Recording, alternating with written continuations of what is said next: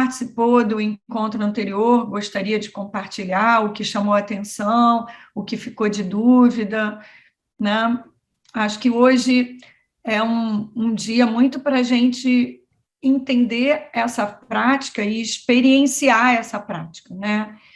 Experimentar se essa prática faz sentido para vocês e pode, de alguma forma, ser útil para vocês, né? Então, assim, de que lugar esses praticantes olham para uma sessão, olham para um atendimento e o que chama a atenção dessas pessoas que desenvolveram essa prática. E, assim, quais são os dilemas que vocês, dentro da clínica social, vêm vivendo, né?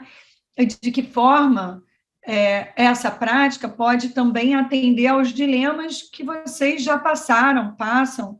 Então, eu acho muito importante a gente falar sobre questões práticas e não apenas teóricas, para que isso possa habitar um lugar útil para a gente. Todas vocês são extremamente ocupadas e estão disponibilizando e investindo tempo para estar aqui conversando comigo. Então, eu fico pensando como é que eu posso estar melhor respondendo a esse investimento legítimo que vocês fizeram de estar aqui conversando comigo, né? E pedindo para dar continuidade àquela conversa. Então, tudo bem se a gente fizer uma breve introdução de uns 5 minutos para as pessoas que não estavam aqui? Quem gostaria de estar compartilhando o que viveu e algumas curiosidades que ficaram do primeiro encontro? Bom dia para todas. Eu acho importante a gente dar boas-vindas para quem está chegando pela primeira vez, porque eu estou recentemente participando também, me senti super acolhida quando eu entrei, então acho uma ótima atitude a gente estar nesse espaço aqui, porque uma das questões que a gente tratou da última vez é de tantas coisas boas que acontecem na nossa prática, mas um pouco da solidão do terapeuta, né? E eu acho que esse espaço aqui vem para dar um colo, né, para a gente, nesse sentido, de não ficar tão sozinha nessa profissão, né?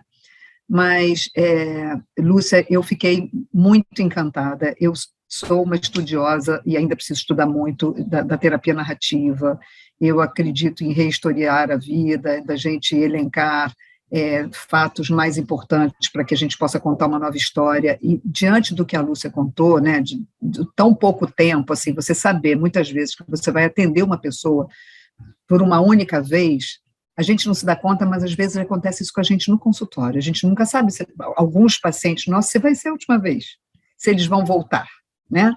Às vezes a gente passa por isso sem saber, então eu acho que de alguma maneira a gente ter essa prática de fazer o melhor que a gente puder a cada dia, como se aquele dia pudesse não ter retorno, é um aprendizado maravilhoso para quando a gente ouve essa história, né? Então, do que a gente pode, naquele momento, o que de melhor a gente pode fazer para ajudar, como se de repente não fosse ter uma próxima vez. Então, independentemente disso ser formalizado ou não, mesmo na nossa clínica, eu acho que ter essa experiência como exemplo é muito interessante para dar esperança, assim, como dá para fazer coisas, às vezes, num único encontro, né? E aí, dentro daquilo que você contou, o que eu achei muito interessante é o questionário que eles preenchem antes de ir e que otimiza muito isso, né?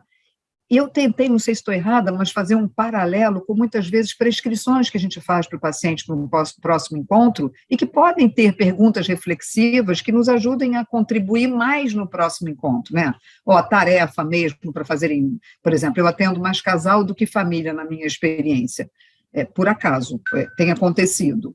E, então, assim, a gente dá tarefas, prescrições para fazerem juntos, para trazerem para o próximo encontro, eu acho que sempre otimiza muito o trabalho. E eu fiz um paralelo com aquilo que você falou deles preencherem para que vocês, em tão pouco tempo, possam conhecer o máximo possível a pessoa, né? Então é isso, não vou mais tomar tempo. Obrigada, tá, por você ter atendido ao pedido da gente ter um pouquinho mais de você contando essa experiência linda. Não, obrigada a você. Deixa eu te dizer, no Reciclando Mente, o nosso questionário, a gente pode até compartilhar, eu já tinha falado isso para a Rosane, né? Mas a gente ainda está melhorando. A Carrie Young não compartilhou o questionário dela com a gente. Então, apenas a Carrie Young explicou que num serviço de saúde, eles faziam perguntas extremamente práticas. E eles entenderam que se eles fizessem perguntas um pouco mais reflexivas, antes de receber aquele cliente, eles já teriam alguma coisa para iniciar essa conversa, né? Então, eles ganhavam tempo. Então, você imagina que lá é um ambulatório em que tem um plantão, em que chegou uma pessoa para ser atendida e você chega e diz assim, vamos atender junto com uma colega sua em coterapia? Ou você está atendendo individualmente e, num determinado momento, você pergunta para o cliente se ele gostaria que um colega testemunhasse aquela história, né? Ou você, chegou na sala de espera a mãe e a filha e você faz o convite, conversando com a filha, se ela gostaria que a sua mãe fizesse parte daquele momento da conversa. Então, assim, dentro da terapia narrativa, Michael White valorizou muito a presença de testemunhas externas, né? O que significaria a testemunha externa e qual seria a diferença dentro da terapia narrativa, dentro da terapia de família, desculpa. A gente trabalha muito com a equipe reflexiva de Tom Anderson. Qual seria a diferença de um para o outro, né? Não sei se vocês têm essa informação e se vocês gostariam que fosse esclarecido. Na equipe reflexiva, normalmente, a equipe reflexiva senta no centro, a família e o terapeuta de campo ficam assistindo às reflexões daquela equipe, falam e apresentam suas ressonâncias, né? Porém, na testemunha externa, não. Na testemunha externa, você tem uma participação ativa da pessoa que é testemunha. Ou seja, essa pessoa ela vai falar sobre o que chamou a atenção na história contada, de que forma aquela história impactou na vida daquela pessoa. Só que isso, Michael White trabalhava com um banco de testemunhas. E o terapeuta tem que ser uma pessoa muito habilidosa, né? Eu sempre também achei muito arriscado, às vezes, quando eu estava fazendo parte de uma equipe reflexiva e eu via um colega dando um testemunho que eu dizia assim, se eu estivesse no lugar daquela família, como que eu estaria ouvindo isso? Né? Eu ficava em pânico, né? Porque eu dizia assim, ai, meu Deus, e agora? Como é que a gente põe o trem no trilho?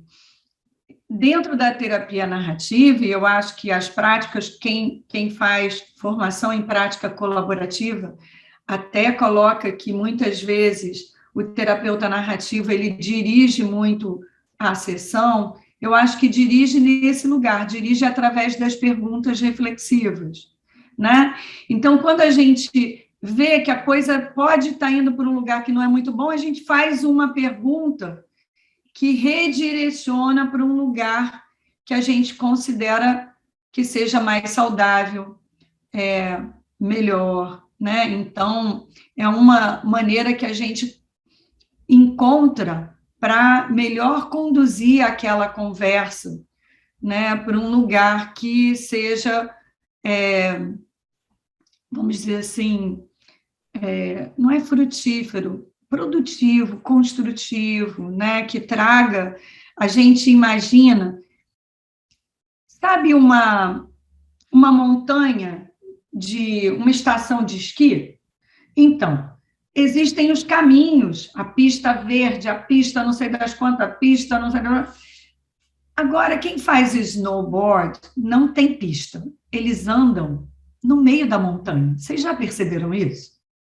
Eles criam o próprio caminho. Então, na verdade, o que o terapeuta narrativo ele compreende que é a expertise dele é levar aquelas pessoas com as quais ele está conversando para experienciar territórios ainda não explorados. Então, andar na mesma pista, a gente já entende que a pessoa anda. Qual cliente que vocês tenham pego até hoje que eles já não tivessem tentado solucionar os seus problemas? Todos.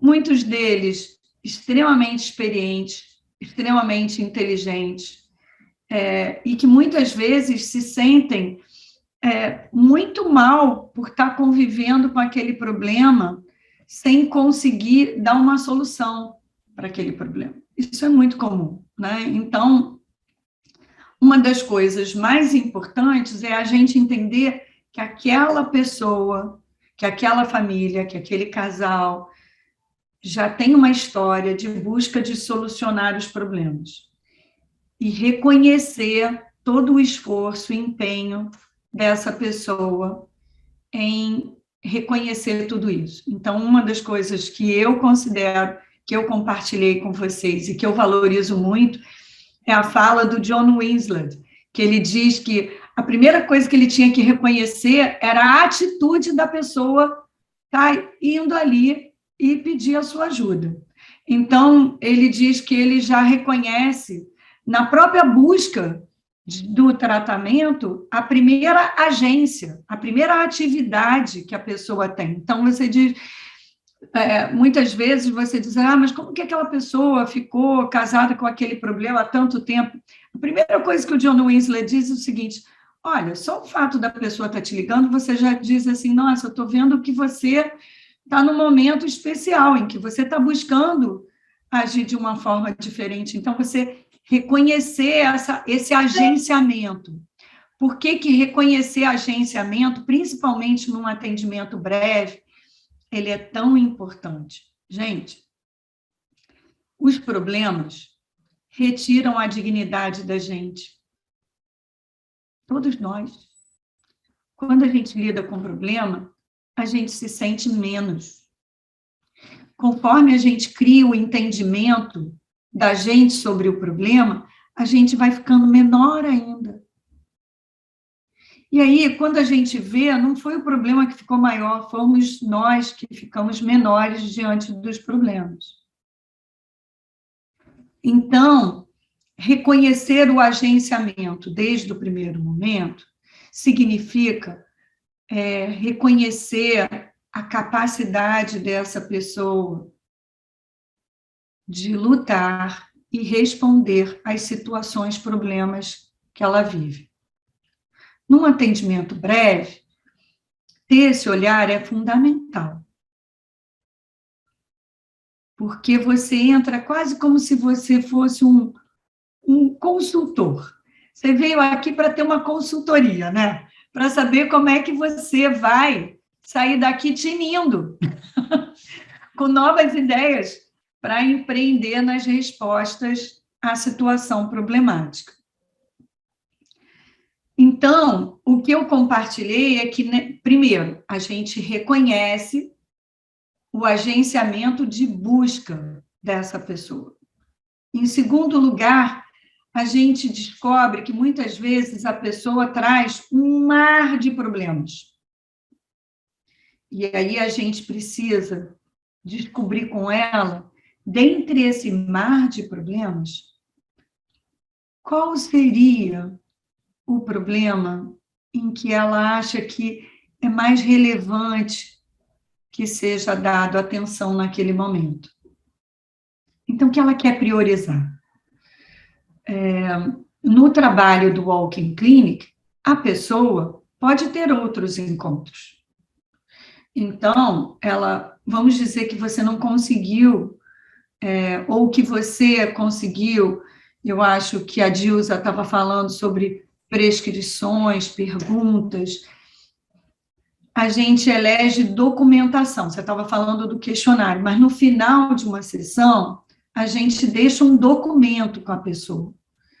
David Newland, ele fala sobre escrever cartas que sejam breves e o poder que as cartas têm. E aí ele fala sobre... Olha, eu escrevi isso, mas você tem todo o direito autoral sobre o que eu escrevi. Então, ele diz que quanto mais a gente fica preso às palavras usadas pelas próprias pessoas e menos coloca a nossa interpretação, mais direito autoral a gente dá à pessoa com a qual a gente conversou. E isso é muito legal, porque eles... Então, você pode melhorar o que eu escrevi. Eu fico curioso sobre a sua resposta, né? Então, como é que a gente pode ter... existem... David Newland, como ele era professor universitário, e no hospital queriam saber se essa abordagem de escrever cartas era eficaz mesmo, ele criou uma pesquisa. E depois de, sei lá, mais de 500 pessoas que ele escreveu carta e ele pegou o retorno, a entrevista sobre como foi com aquela carta, ele chegou à conclusão que, em média, uma carta servia como 5 sessões. Isso é fantástico, né, gente? Então, ele dizia assim, mas eu não tinha tempo de escrever carta, e eu não nasci para escrita. Então, isso ajudava ele a ficar mais fiel ainda no que os outros falavam para ele. E ele dizia assim, a carta, às vezes, precisava se prender apenas a uma ou duas entradas das histórias preferidas que foram compartilhadas. Às vezes não chegou nem na história, mas a pessoa deu uma dica dessa história preferida. Então, o que eu percebo? Para quem não estava aqui, né, na semana passada, no encontro anterior, e quem não conhece a terapia narrativa, né, depois a Vera vai compartilhar o link, você vai poder se aprofundar mais, mas a gente tem uma recusa a ver os problemas dentro das pessoas. Então, eu vou mostrar apenas algumas imagens. E olha, gente, hoje nós estamos em pequeno número justamente para ficar uma conversa bem próxima e poder tirar qualquer tipo de problema, de dúvida, né, que vocês possam ter. Por favor, fiquem à vontade. Eu vou só compartilhar aqui a tela do Waze, que aí eu consigo mostrar para vocês, olha só. Então, essa foi a apresentação, né? A gente tem, na verdade, peraí, que eu estou levando isso aqui para cima.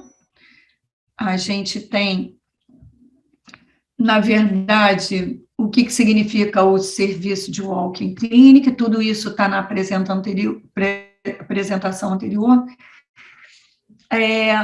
O que, na verdade, a Carrie Young fala que o Michael White, apesar de não ter delineado, né, ele fala de conversas que possam ter um caráter imprevisível e podem desempenhar um papel significativo, mesmo quando essas conversas são restritas a uma única consulta. Então, pegando a fala da Dilsa, né, às vezes a gente tem uma conversa e a gente não sabe se aquela pessoa vai voltar, às vezes a gente fica achando que aquela conversa não representou nada para o outro, quando a gente se surpreende com retornos que a gente tem, quando a gente tem comentários que dizem, nossa, nunca me esqueci daquilo que você me disse. Ué, o que eu te disse? Né? Qualquer um de nós já viveu situações como essa, eu tenho certeza, né? A postura narrativa no Walking Clinic, aí vem todos esses, mas o que eu estava querendo falar é que a gente acredita que nós temos muitas histórias e que, às vezes, as histórias de problemáticas, elas estão muito mais reforçadas do que as outras histórias que caminham juntas com a história problemática. Aí eu mostrei um videozinho que vem logo, para quem não conhece, a terapia narrativa foi desenvolvida por Michael White e David Epstein, Michael White é falecido, David Epstein é vivo até hoje, né? Aqui está Michael White novinho e David Epstein também na época em que eles se conheceram, né? Então, Michael White trabalha com a metáfora narrativa, que é, ele entende que da mesma forma que as pessoas narram seus problemas através de histórias, a gente também entende que é através das histórias que a gente pode buscar alternativas para melhor lidar com os problemas ou superar os problemas, né? Então, ele diz que toda a história tem enredo, personagens, tema, um cenário de ação e cenário de identidade, e que as conversas, cenário de ação e cenário de identidade, que, por exemplo, hoje eu estou fazendo uma apresentação para o grupo de intervisão, qual é o impacto que ter essa conversa com vocês pode ter na identidade da Lúcia, né? O que a Lúcia passa a achar sobre ela quando a Lúcia se disponibiliza para estar conversando com os colegas, né? Então, nós construímos nossas vidas através de narrativas e histórias. Isso vai em qualquer nível, né? Assim, a gente nunca viveu durante a pandemia sobre um período de crises éticas. Será que é certo? Será que é errado? Até que ponto eu estou sendo conivente com algo que eu não concordo? Não. Né? A todo momento, a gente era convidado por um cenário de ação e cenário de identidade, onde a gente não tinha as respostas prontas, se a gente queria ou não estar ali, se aquilo dizia não respeito ao que a gente considera como sendo algo interessante, viável. Então, tem essa fala do David Attenborough dizendo que a todo momento a gente é transformado pela forma com que a gente narra a nossa própria história, e que a nossa história ela não está moldada numa pedra, ela pode ser transformada de acordo com o que a gente conta, né? Então, a gente pode se apresentar, eu posso dizer que eu sou Lúcia, terapeuta narrativa, especialista em saúde mental infanto-juvenil, que eu clinico desde 1986, que eu sou apaixonada pela narrativa desde 1998 e que me levou a me interessar por essa prática foi a mestra que está aqui com a gente, Tereza Cristina, e a Lita, que me apresentaram Mérito Literário e os arquivos de anti-anorexia, mas principalmente porque eu tinha acabado de viver o acidente dos meus pais, eu tinha perdido os meus pais, e o modo com que os meus colegas entendiam que eu estava lidando com a situação me colocava para baixo. E o modo como a prática narrativa entendia que eu estava lidando com a situação me colocava para cima. Então, eu disse, nossa, eu tenho que entender melhor isso, porque eles entendiam que eu estava respondendo a um trauma, enquanto muitos colegas achavam que eu estava negando, que eu estava sublimando, e que eu ia ter um câncer. Então, aquilo era muito difícil para mim. Eu estava tentando me manter em pé, né? Tem como aumentar? Tem. Ficou melhor, Vera? Desculpa, para mim já estava... Eu estava querendo ver vocês, então para mim já estava num tamanho bom. Então, quando a gente vê o problema dentro da pessoa, a gente entende que essa pessoa ela está casada com o problema dela.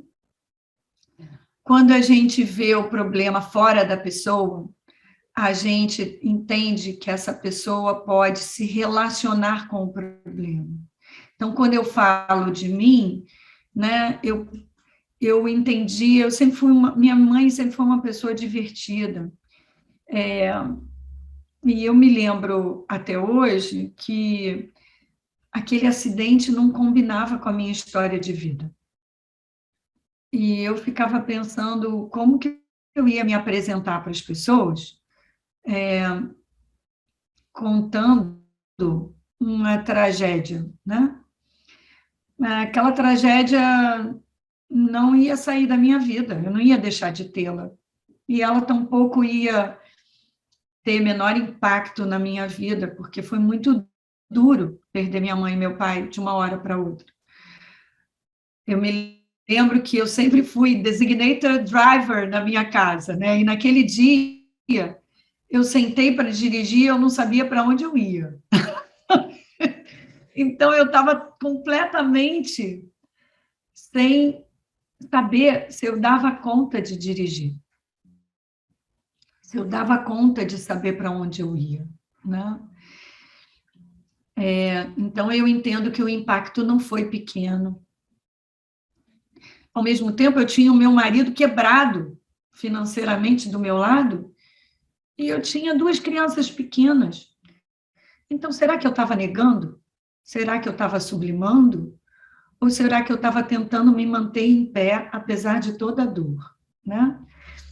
Então, eu fazendo terapia de família, nessa época eu deixei de ir para brasileiro e fui fazer ITF, e encontrei a terapia narrativa, e encontrei as práticas narrativas, e talvez por isso, ao trabalhar com as histórias alternativas, isso fez tanto sentido para mim.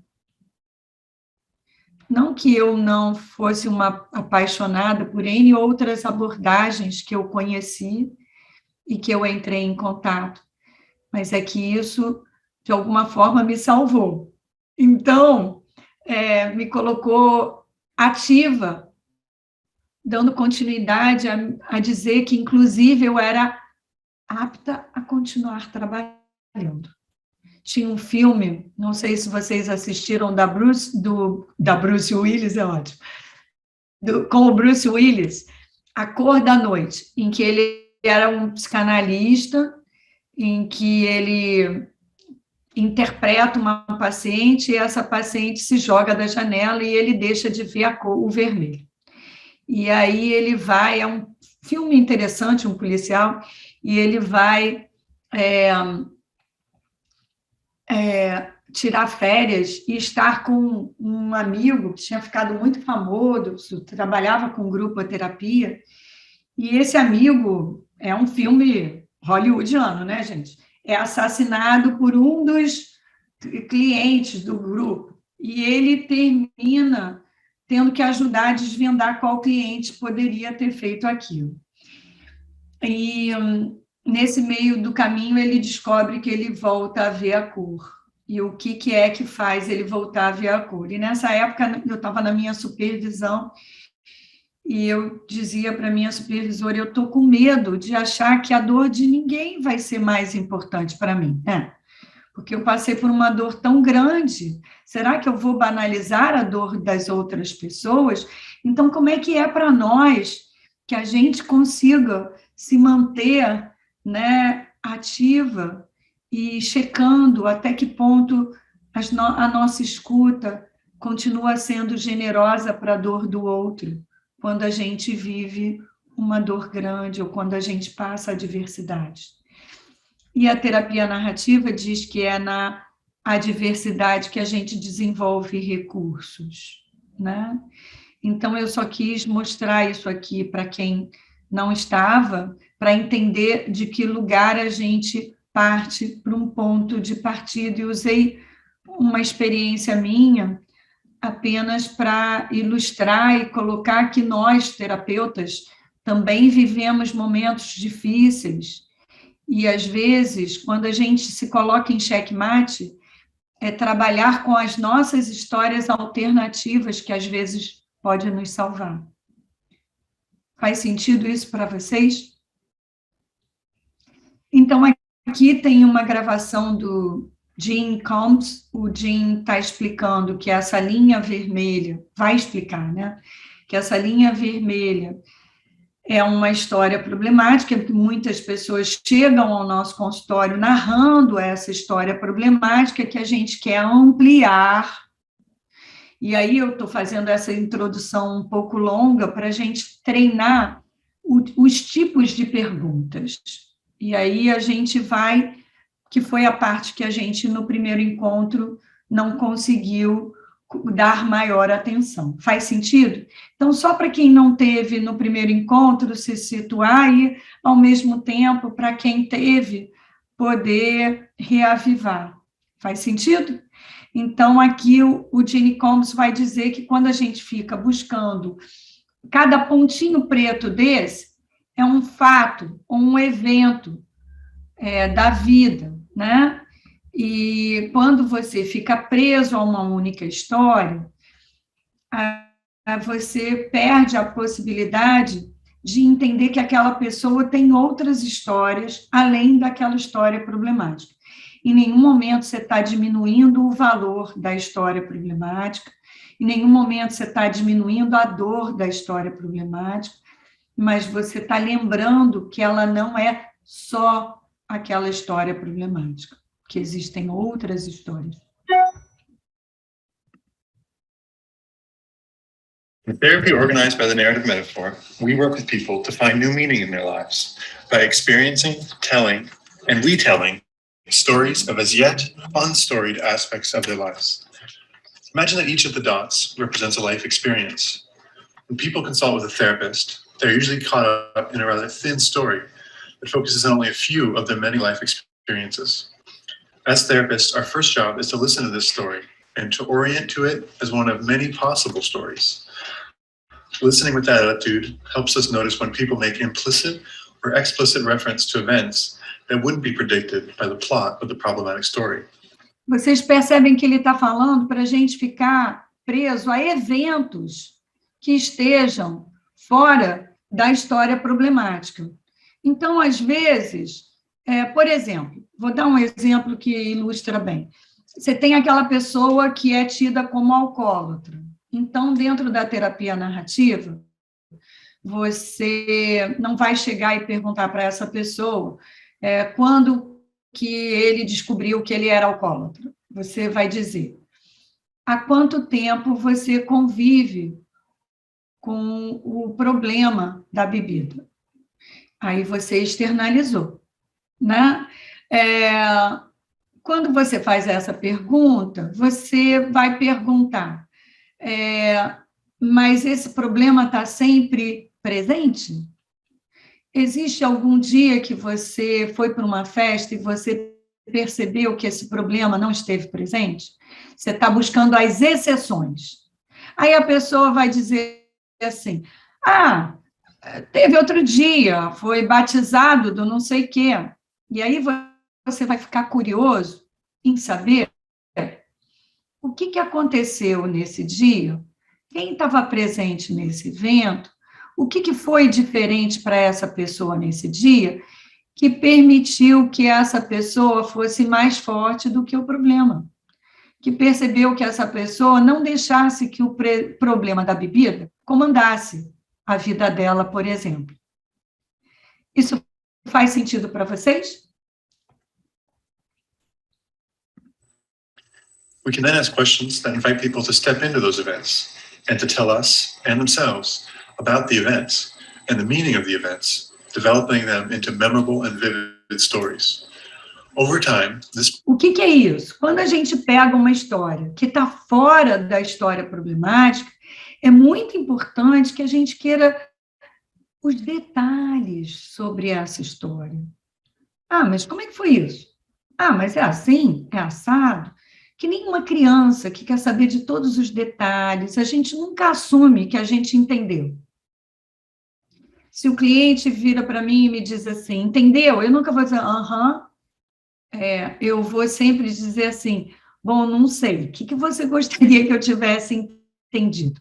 Né? O que foi essa história para você? Eu tenho algumas, e principalmente adolescente, eu trabalho muito com adolescente, ele diz assim, não vou dar spoiler, né? Aí eu digo assim, eu brinco, digo assim, não vou dar spoiler não, me conta. Primeiro você, o que te chamou a atenção nessa história? Né? Por que essa história foi interessante para você? Né? Então, primeiro, ir para a riqueza de detalhes, mas como é que foi? E por que essa pessoa te chamou, te convidou? E sei lá, se eu sou...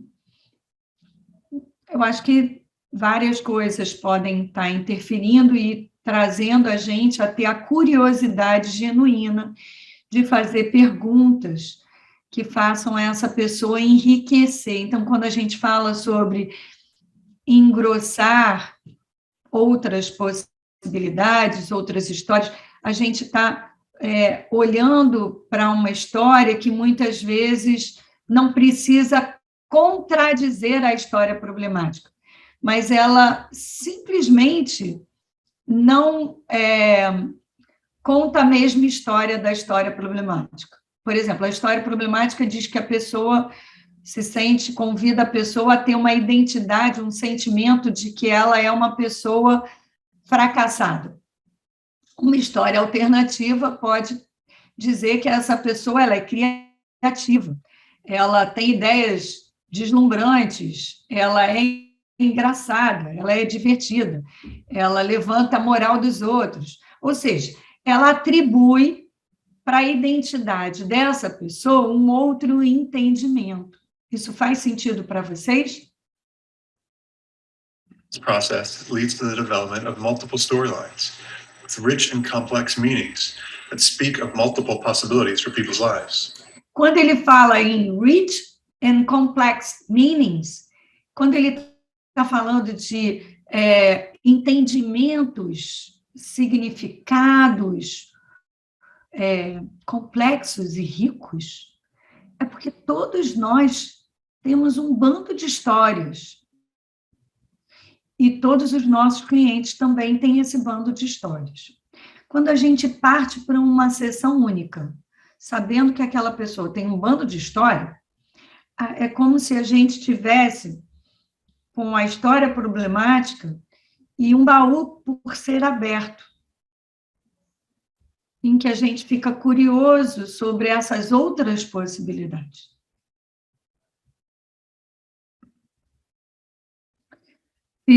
Fez sentido, então, essa introdução para vocês? Então, a gente falou também que Michael White surpreendeu os colegas de terapia de... Vocês gostariam de que um texto fosse traduzido? Isso não tem nada a ver, tá, gente, com a Carrie Young. David Denbrough, ele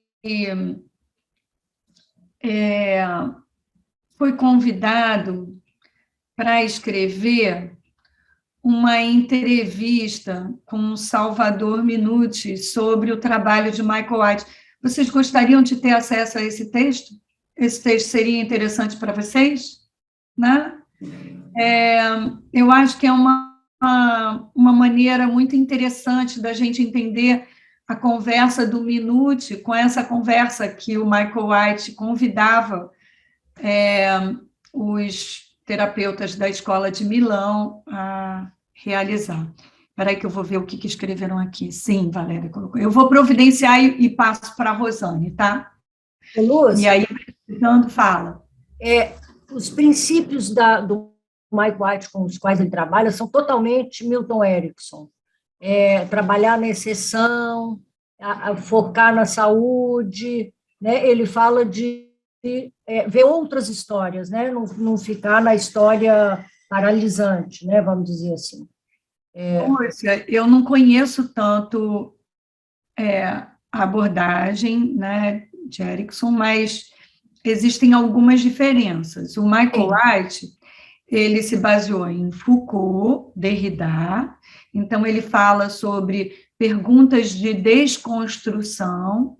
As perguntas de desconstrução, sabe quando a gente está com aquela pessoa, por exemplo, quando a gente está com um casal, que um está com uma ideia montada em relação ao outro, e aí quase como se você estivesse diante da mediação de quem é a borracha, um diz que a borracha é de um, o outro diz que a borracha é do outro, e aí eu me lembro da Madre Superiora, uma vez eu assistindo a menina, dizendo que ela dividiu a borracha ao meio porque não sabia de quem era a borracha, né? E na verdade, não se trabalha o que está implícito na discussão pela borracha. Então, Michael White, ele diz que a gente tem que explicitar, só que não é com base nas nossas interpretações. através das perguntas, a gente leva as próprias pessoas a explicitarem os discursos que estão implícitos, né, dentro daquele discurso. Por exemplo, até vai ser o teor da aula de quarta-feira agora, lá do Reciclando, quando o Jane Combs coloca sobre a percepção pós-estruturalista e a justiça social. Muitas vezes, os nossos clientes, eles vivem consequências de problemas sociais. Então, não são porque eles não prestam, não são porque eles não têm valor, são porque eles estão vivendo com problemas muito grandes. Quantas pessoas da classe média ficaram sem os seus empregos durante a pandemia? Né? Quantas pessoas passaram a se sentir a pior das piores, porque não conseguiram honrar seus compromissos, colégio dos filhos e etc. Né? Então, assim, como ter um olhar de justiça para essas pessoas e como elas serem justas com elas próprias nos seus entendimentos. Então, assim, promover, abalar as certezas é um tipo de pergunta de desconstrução, por exemplo. Né? E aí, o que ele diz não é que a gente tem que focar só na saúde, mas ele diz o seguinte: são outras histórias que muitas vezes trazem força para essa pessoa lidar melhor com a história problemática. Então, o teu foco é como encontrar recursos e habilidades nas demais histórias e nas histórias de adversidade que possam fazer com que essa pessoa se sinta mais capaz de melhor lidar com a história problemática. A história problemática, ela não perde a sua grandiosidade. Apenas você descobre meios de fazer com que essa pessoa se sinta reconhecida como mais forte diante da adversidade. Eu te respondi, Lúcia? Sim, você respondeu e eu continuo achando muita semelhança. Então depois você me conta.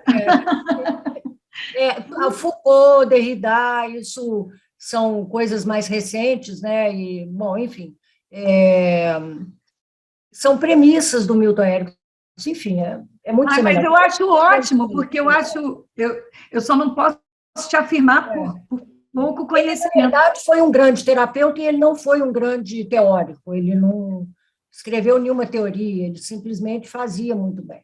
Mas deixa eu te dizer, todo trabalho tem um livro, depois eu compartilho com vocês, se vocês quiserem, todo o trabalho de trauma do Michael White, que foi sedimentado, porque eu acho que o ganho maior da terapia narrativa foi em cima de trauma, a maneira como o Michael White lidou com os traumas. Né?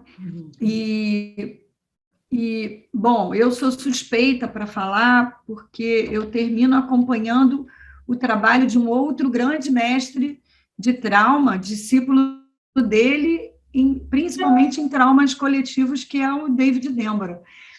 Mas a maneira da gente conseguir falar sobre o trauma sem narrar especificidades do que foi vivido no trauma, ou seja, deixando a pessoa narrar o que ela sentir conforto, e não a gente ficar tipo um Sherlock Holmes, como é que foi a situação do trauma, porque quem define o que é traumático não somos nós, é a pessoa que viveu o trauma. Então, Lúcia, eu posso depois te passar, porque quando eu falo de trauma, muitas pessoas falam de Erickson. E eu digo assim, gente, eu tenho que estudar Erickson, porque todo mundo fala e eu não tenho como responder. Mas tem uma pequena apresentação minha, de um curso de 2015, que depois eu posso mostrar os teóricos que ele se aprofundou muito, mas Bateson foi a base de Michael White, que então tem muito a ver. Assim, né? Com Milton Erickson. Bateson, Brunner, né, mérito literário, Vygotsky, fala, né, e também Bárbara Mierhoff, que trabalha todas as questões de remembrança. Bárbara Mierhoff foi uma antropóloga que trabalhou com os judeus que tinham perdido todas as famílias, né? Inclusive, em agosto, parte do meu grupo está indo para a Conferência Internacional de Terapia Narrativa e Trabalho Comunitário, que vai acontecer em Ruanda.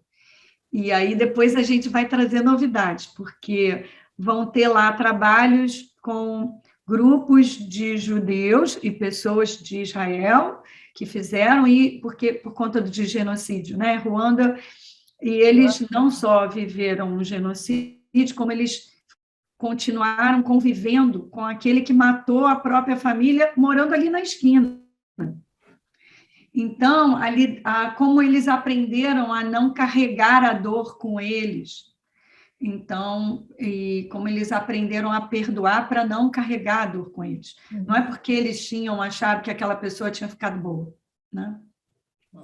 É porque eles entenderam que naquele momento aquela pessoa já tinha feito mal demais à família deles e a eles, e eles não queriam mais dar essa oportunidade àquela pessoa. A Delite, que contou essa história, ela é fantástica. Se eu conseguir trazê-la para falar para a gente, vai ser o máximo. Mas, assim, só voltando, quem mais que eu estou esquecendo de algum, mas daqui a pouco eu me lembro. Mas, assim, só para colocar que, assim, as bases da terapia narrativa vêm de um lugar. Michael White, ele pegou os casos mais difíceis e ele entendia que nós tínhamos que estar buscando não retraumatizar as pessoas que passavam por traumas e que muitas vezes, na tentativa da gente cuidar das pessoas, sem saber, a gente retraumatizava as pessoas e nos retraumatizávamos. Então, ele dizia que não era só uma prática digna com quem a gente atendia, mas também com o próprio terapeuta que assistia. Então, vamos para a parte, senão vou ficar falando para caramba, esse foi o caso que eu mostrei, e aí a gente entra aqui nos exercícios, né? Primeiro, declaração, cadê o exercício? Isso aqui são os princípios, está na última bolota, está aqui os exercícios. Então, uma estrutura de sessão narrativa para o Walking Clinic, com início, meio e fim. A pré-sessão é a segunda Carrie Young, seria através daquele questionário. A apresentação e preparação para a sessão, como é que fica? Definir a agenda, ela chama um momento em que você elege o que é mais interessante, quer dizer, você elege, eu digo, você pergunta para a pessoa sobre o que ela considera mais relevante. Conhecendo a pessoa longe do problema, então muitas vezes a pessoa, a Jill Friedman, eu acho que eu falei isso no último encontro, sempre me remete para a Jill Friedman, ela diz assim, tudo bem para você se a gente deixar essa história aqui? E eu te fizer algumas outras perguntas sobre a sua vida, onde essa história não esteja tão presente, né? E aí ela começa a fazer histórias, perguntas. Explorar o problema, os efeitos desse problema, detalhe de histórias subordinadas. Michael White utiliza essa palavra subordinada porque ele diz que a história do problema ela exerce um poder sobre a vida da pessoa. E aí ele diz que o poder do problema esmaga as outras histórias. Deixa as outras histórias como se elas fossem menos. Então, resumir e expandir o que foi útil, né? Então, dentro da terapia narrativa, existe uma coisa de você fazer um editorial. Então, você está sempre checando com o outro sobre o que o outro está dizendo. Quer dizer que o que você está me dizendo é isso, assim, assim, assim? É isso? Então, com base nisso, aí você lança uma pergunta com base nisso. Então, você checa e lança. Checa e lança. Deixa eu ver se eu entendi. Quando você fala disso, daquilo outro, você vai costurando e aí você dá um fechamento, lançando uma nova pergunta. Ou dizendo, eu fico me perguntando se sua mãe estivesse aqui, o que você acha que ela estaria imaginando sobre tudo isso que você está me contando? Então, não necessariamente a gente precisa do testemunho daquela pessoa ao vivo e a cores. Quando a gente está numa sessão única, a gente pode convidar a presença de uma pessoa para se fazer presente através da imaginação, ou um ente querido que a pessoa perdeu, sei lá, na minha vida, Lúcia, eu sou Flamengo por conta do meu avô albino. Eu perdi o meu avô com 13 anos, mas meu avô foi tudo na minha vida. Meu avô deu o primeiro sapato alto, me deu maquiagem, me deu a minha bicicleta. E se um terapeuta chega e diz assim, Lúcia, se seu avô estivesse aqui, o que ele estaria te dizendo sobre quando você está tendo essa atitude? Então, eu estou pegando uma pessoa que vale muito para aquela e convidando a ter a narrativa, porque a gente convida essa pessoa a se reconhecer, meu avô estaria orgulhosa de mim, ou minha mãe estaria orgulhosa de mim, né? Então, assim, eu sempre digo que quando eu tenho que decidir se eu vou fazer ou não uma viagem, eu converso comigo mesma sobre o que a minha mãe me diria. A minha mãe certamente me diria, vai, aproveita. Aí eu converso com a pessoa que vai me dar a permissão para fazer o que eu quero. Eu sempre brinco. Então, co-desenvolver possibilidades futuras é importante, né? No sentido, o que é essa ação de hoje diz sobre sobre o seu futuro, sobre o que você quer ser no futuro, sobre o que você quer fazer ano que vem, sobre o que você quer atingir. E você pode cruzar isso com a história de vida da pessoa. Gente, estou falando para caramba, tá bom para vocês? Por favor, façam perguntas. O que você diria que pode ter te levado a estar aqui hoje? Né? Então, você está querendo saber o que motiva essa pessoa, o que motivou a buscar ajuda, né? Qual é o valor que essa pessoa tem e qual a qualidade que ela tem. Ela é corajosa, que ela criou coragem para ir lá no Walking Clinic, né? O que existe em você que tornou possível que você viesse falar sobre isso hoje, né? O que tornou possível foi depois que eu assisti um filme, e eu vi uma cena, ou foi a minha vizinha que me disse isso, ou foi um atendimento clínico que eu tive, que um cliente falou comigo, e eu disse, eu estou falando isso para o meu cliente, eu não faço isso comigo mesmo. Então, o que motivou uma tomada de decisão? E como essa ação pode qualificar. Por isso que a gente fala sempre de cenário de ação e cenário de identidade, porque toda ação diz algo sobre aquela pessoa. E cabe a gente ficar fazendo esse vai e vem na conversa. Tem a ver isso, gente. E toda ação é carregada de valor, de integridade, de dignidade, daquilo que você não admite, daquilo que... Muitas vezes as pessoas se submetem a situações de abuso por conta de um valor, porque elas querem resistir por conta de um valor, às vezes um valor de manter a família unida. Isso faz sentido para vocês? E aí a gente não cabe a nós desqualificar a pessoa, mas cabe a nós, você acredita que você vem resistindo a tudo isso, se essa resistência tem a ver com o valor de você manter a sua família unida, até que ponto esse valor, né, ou com quem você aprendeu a ter esse valor, de que forma você acha que esse valor te diz mais sobre você, né? Aqui fala da agenda que eu falei para vocês, conhecendo a pessoa separada do período. Posso conhecê-la separada do problema, né? Para que eu possa saber o que você tem que enfrentar com o problema, né? Eu tenho que... depois eu corrijo, tem uma bolota aqui em cima, que agora está no modo de exibição, não consigo afastar.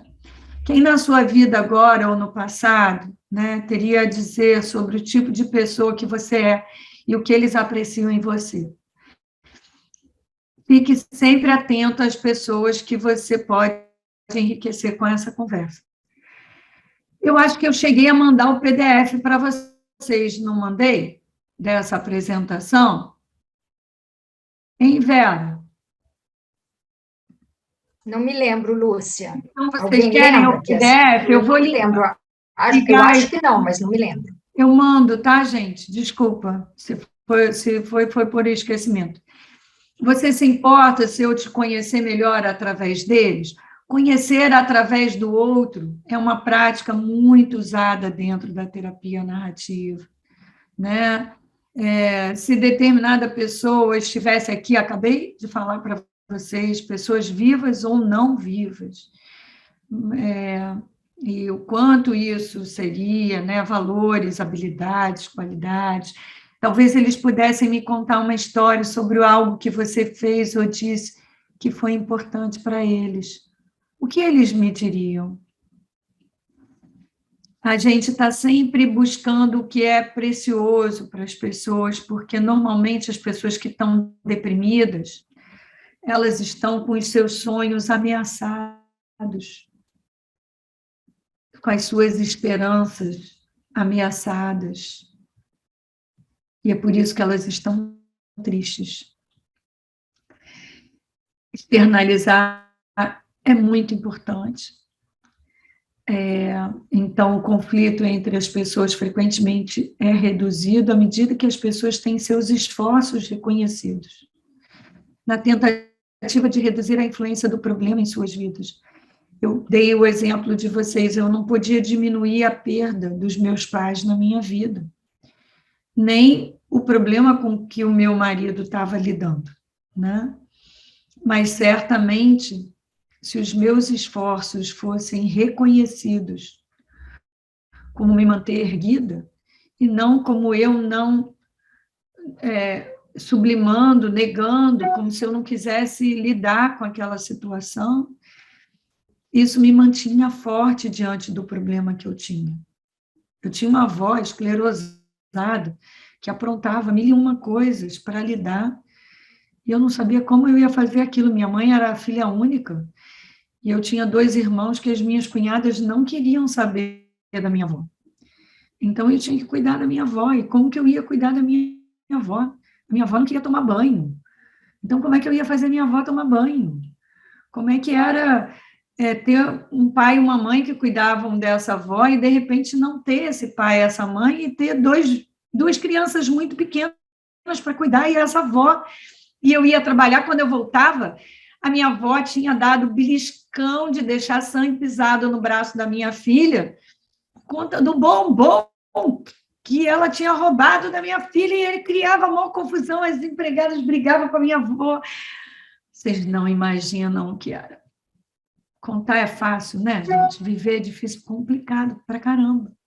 É o dia Eu vou ter que falar um pouquinho, que escutando você falar, e a gente tendo tanto ganho com o que você está trazendo para a gente, teu nome devia ser Esperança, porque, assim, com tanta coisa que passou, o que ficou foi tão bom, apesar de eu não te conhecer pessoalmente, assim, eu vi toda a sua trajetória, né? Você, quando conta, assim, eu pegava o carro e não sabia dirigir, você não estava dando conta de dirigir a própria vida, não era nem o carro, né?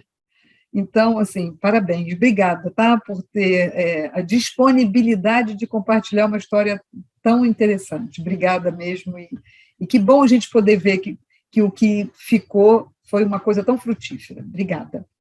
Obrigada a você, Dilsa.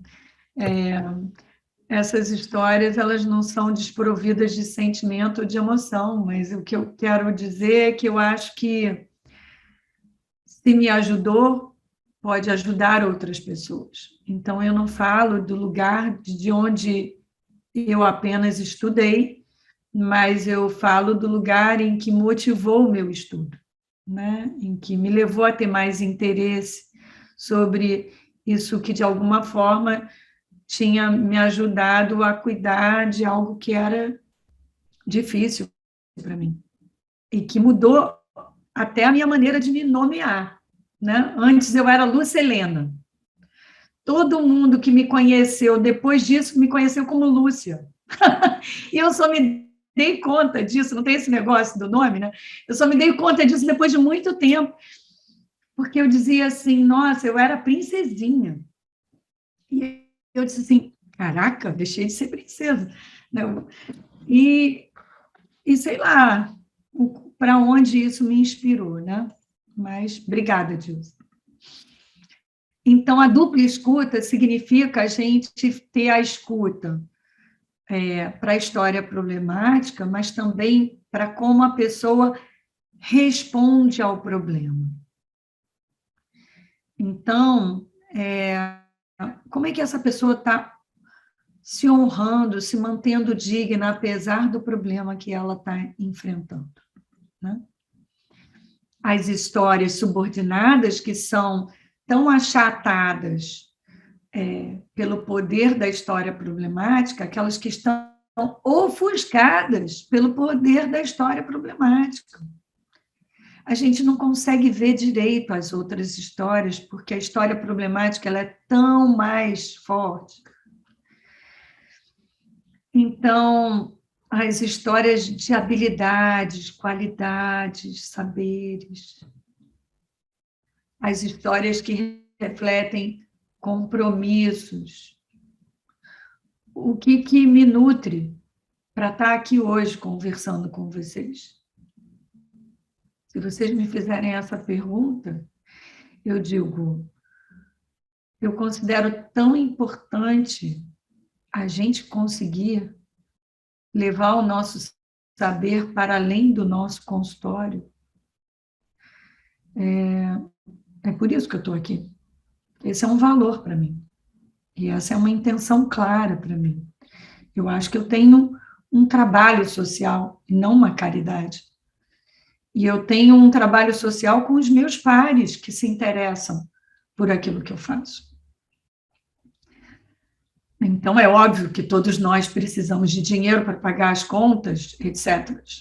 Mas quando a gente está falando de uma associação, a gente está falando de um grupo de pessoas que têm uma causa afim e que, teoricamente, deveriam um colaborar com o outro, sempre. Porque nós temos um interesse que é cuidar das famílias do Brasil, influenciar nos cuidados da família, seja através de palestras na escola, e eu acho que se eu tenho a possibilidade de influenciar, e era isso que eu ia dizer, que essa conversa de hoje não seja uma conversa apenas por um atendimento de sessão única, mas um atendimento de encontros únicos, de conversas únicas, seja numa escola, seja numa defensoria pública, seja onde for, gente, seja num hospital, mas que a gente tenha o poder de influenciar e chacoalhar as certezas das pessoas, que às vezes praticam por ignorância. Sim, ignorância, porque desconhecem, essa é a palavra. Não estão abertas a outras formas de entender e de pensar. E aí, não é nem porque elas não querem, é porque elas acham que não precisam. E a gente quer ficar aberto aos traços de outras histórias que muitas vezes não são contadas, são marginalizadas. A terapia narrativa, ela tem muita influência da teoria feminista, né, do feminismo. Então, essa questão das exceções teve muita influência do feminismo. A questão de olhar para aqueles que são marginalizados na sociedade, para as crianças, para as mulheres vítimas de violência sexual ou violência doméstica, né, para os movimentos LGBTQ+. Por isso, naquela vez que o Emerson Razeira falou para o nosso grupo, ele falou do Just Therapy, das práticas narrativas, como práticas que poderiam estar respondendo a essas situações, a essas questões sociais. E na terapia não é também diferente. A gente entender que um indivíduo faz parte de um complexo maior social, também cabe a nós elucidar esses discursos, né? A gente fala muito sobre os algoritmos que manipulam todos nós nas redes sociais, né? De acordo com o nosso clique, nós somos manipulados. E a gente fica querendo ter mais clique. Tem uma matéria, se vocês quiserem, eu posso até passar depois para vocês, em que o cara que criou o like está com depressão sobre o que ele causou com o botão do like. Então, assim, como é que a gente vai elucidar quando a gente tem crianças, adolescentes, tentando suicídio por conta de o uso e o mau uso das redes, né? E as consequências dessas exposições? Como é que a gente elucida isso? Como é que a gente, num encontro de uma sessão única, pode fazer perguntas que possa dizer sobre um episódio que uma pessoa viveu e que trouxe um entendimento tão amargo para a vida dela, o que esse entendimento comprometeu sobre os sonhos dessa pessoa para ela própria. Vamos lá, senão daqui a pouco eu digo... Não vou terminar de novo. Desenvolver ou engrossar as histórias subordinadas, alguns norteadores para o desenvolvimento de detalhes nessas histórias.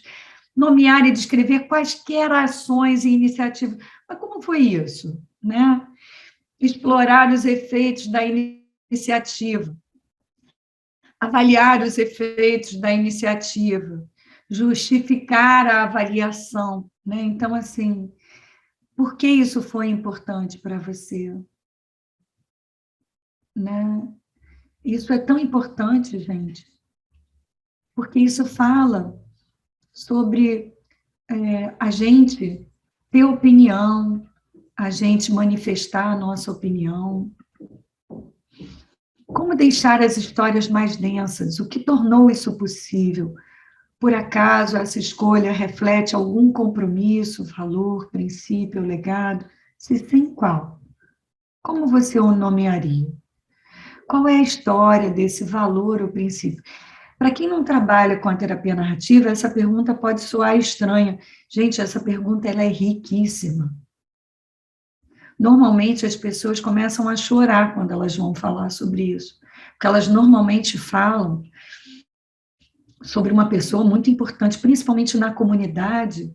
As pessoas falam de uma mãe, de um pai, de um avô, de alguém que passou algo muito valioso.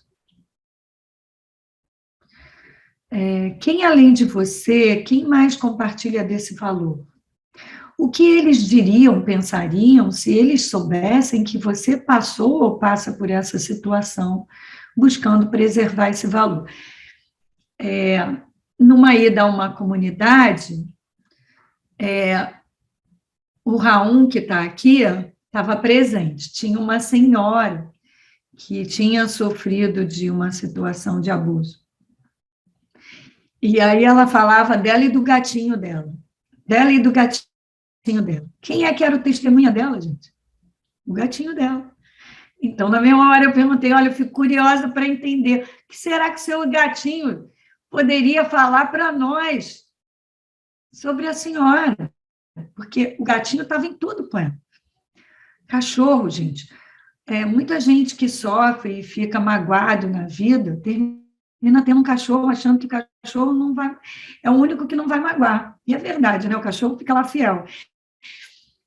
Olha que oportunidade a gente perguntar sobre o que o cachorro poderia dizer sobre todas as ações que essa pessoa tem tido, tem tomado.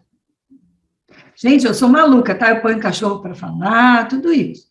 Mas, assim, o terapeuta também é um testemunho sempre de uma história. Então, a gente também pode dar o nosso testemunho. A gente dá o nosso testemunho normalmente dizendo, eu fico me perguntando se eu fico buscando entender melhor. Nossa, eu ouvindo a sua história, eu fiquei com um entendimento tão distante do que você trouxe logo no início da sessão. Isso faz sentido para vocês? A gente não diz qual é o nosso entendimento, mas a gente diz de um entendimento muito diferente. Aí, normalmente, quando a pessoa pergunta, ué, qual? Aí eu devolvo. Qual o entendimento você acha que eu tenho a partir de tudo que você me contou? Ah, sei lá. Ah, então, conta aí, qualquer coisa, está valendo.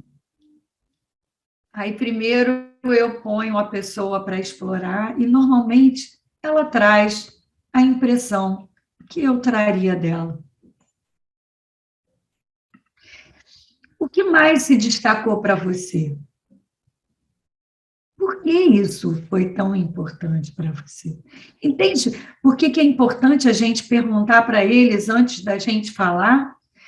A gente tem que conversar muito com a nossa ansiedade para a gente não sair falando, né? Porque, às vezes, a gente pode se transformar um pouco pedagógico e querer colocar a nossa impressão, que tem um valor incrível, mas dentro da prática narrativa a gente busca ouvir essa parte pedagógica e transformar em perguntas.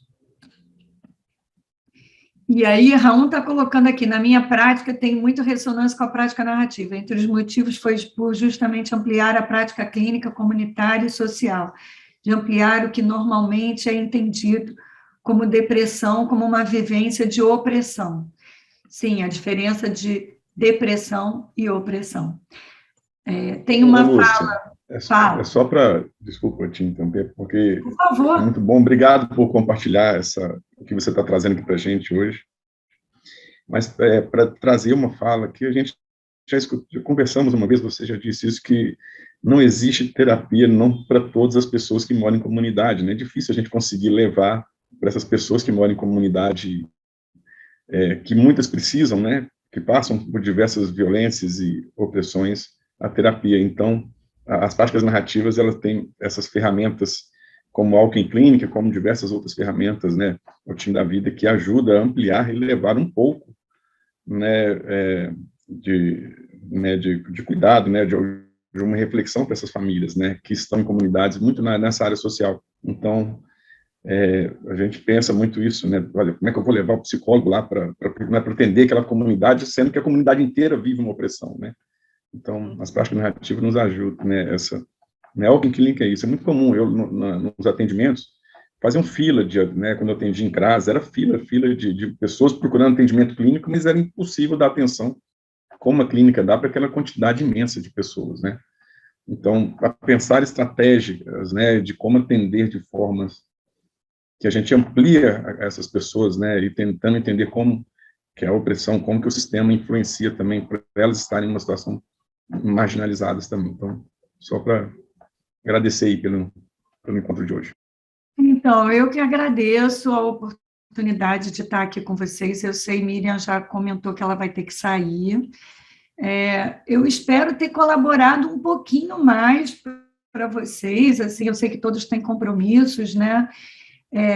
Eu vou compartilhar a apresentação com vocês por PDF, vou mandar para a Vera ou para a Rosane, e ela compartilha com o grupo de vocês. A única coisa que eu queria colocar para vocês, e que para mim tem um valor muito grande, é que a Carrie Young, quando ela diz que ela vai devagar, porque devagar ela chega longe, eu acho essa fala de tamanho respeito. Todo terapeuta narrativo muito bom, ele não tem pressa. E isso me chama muita atenção. E me chama a atenção a Carrie Young, em uma sessão, dizer que ela não tem pressa. Porque o objetivo não é resolver. O objetivo, na verdade, é criar algo que seja útil para o outro. Que ele saia desse encontro com algo que possa ser útil para a sua vida. E não de resolver a vida do outro. E daí a questão da postura descentrada ser tão importante. Porque quando a gente está na postura centrada, a gente precisa e quer resolver a vida do outro. Porque a gente aprendeu assim. E a gente acha que assim é o certo. Então, eu espero, sei lá, queria ter ouvido muito mais de vocês. Falei feito uma matraca aqui. Não parei de falar, mas era só para explicar a segunda parte da apresentação. A gente podia ficar um dia inteiro aqui conversando. Porque tem muito material, é muito rico, e conforme a gente vai tendo exemplos, a gente podia viver um caso clínico e fazer isso ao vivo e a cores acontecer, né? Mas nunca dá tempo.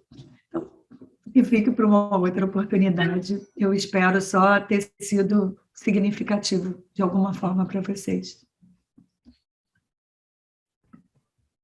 Eu quero agradecer, né, a primeira vez que eu estou aqui na TF, né, estava lá no NUS, e que bom que eu estou aqui, muito bom te ouvir, né, sei um pouquinho de terapia narrativa, mas não com essa clareza que você colocou, juntando, né, ou então o feminismo nisso aí, onde eu sempre me pergunto, né, e essas pessoas excluídas, como é que a gente junta isso, e quando aqui a gente pode olhar dessa maneira, eu fiquei muito feliz, eu falei, ufa, tem um lugar, né, então eu gostaria de ouvir mais sobre isso, né, como é que a gente faz, a pergunta é essa agora, né, onde você está, como é que eu chego, né, enfim, eu gostaria muito de continuar ouvindo o que você tem a falar, muito obrigada. Então, Jéssica, olha só. Eu também, Lúcia. Poderia ficar horas chovendo. Como é que a gente faz? Então, que bom, que gostoso ter esse retorno. Olha só, dentro da associação, a gente promove encontros em que a gente tenta dar luz a todas as abordagens, né? Eu trouxe hoje uma luz de uma abordagem. No Reciclando Mentes, a gente vai ter encontros gratuitos, vários esses anos. Eu posso estar, se vocês quiserem, me manda diz, Lúcia, queria obter material, Raul faz parte do Reciclando Mentes, né? Enfim, de forma ativa, tem feito trabalho nas comunidades. A gente pode estar chamando vocês para encontros gratuitos, onde vocês vão estar podendo se aprofundar um pouco mais, será um prazer, né? Eu acho que, assim, eu fico muito feliz de ouvir que o que eu falei, de alguma forma, fez eco no coração de vocês. Muito obrigada. Lúcia, faz diferença a gente ler só do que ouvir com tanta emoção. Eu também não estou com vontade de fazer mais nada hoje, só pensar.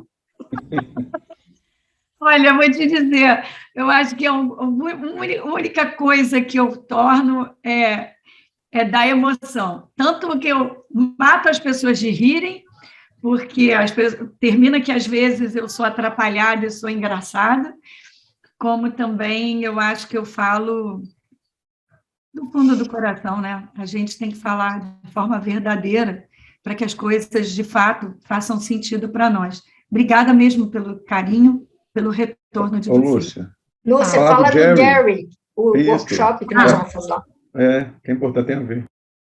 Então, quando eu falo em postura descentrada, eu estou falando do próximo workshop, tá, gente?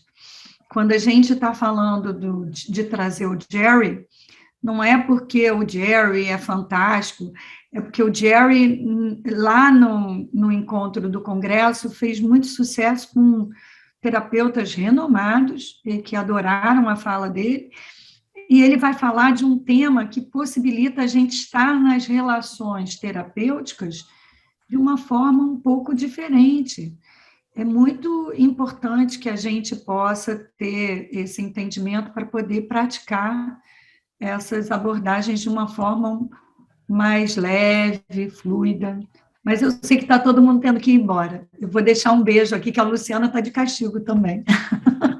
Lúcia, obrigada pela sua palestra, foi ótimo. E compartilhar obrigada. com a gente. Beijo, viu? Vou mandar, então, o PDF, viu? Tá, obrigada. Beijo, gente. Obrigada, gratidão. Tchau, aí por gente. Tchau, tchau. vocês. Tchau. Tchau.